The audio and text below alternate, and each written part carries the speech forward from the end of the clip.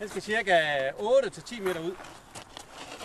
Vi tager herned til stranden for at øve os i brugerdreven innovation sammen med nogle rigtige brugere.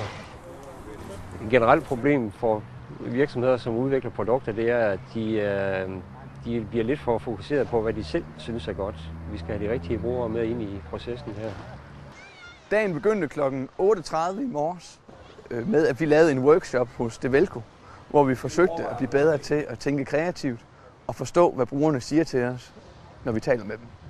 Og det egentlig betyder, det er, at vi er blevet klogere på, hvordan vi skal snakke med vores brugere. Vi er blevet klogere på, hvordan vi skal facilitere den proces, det er at samarbejde med brugerne, når vi udvikler nye produkter og serviceydelser. Eftermiddagens øvelse. Ideen af det her med postkassen, det er, at vi laver en input-postkasse, hvor man skal lægge breve i. Og den her postkasse kan man så komme ud og lægge sine gode idéer i. For eksempel til, hvordan fremtidens postkasse skal være. Hvis vi skal klare os i konkurrencen mod de andre, og her tænker jeg ikke mindst på international plan, så skal vi jo være lidt skarpere på innovation. Der er forskellige steder, man går hen. Man inddrager brugerne vel at mærke på den rigtige måde i processen, så er der undersøgelser, der viser, at vi kan tage op mod 30% mere for de produkter og serviceydelser, vi sælger.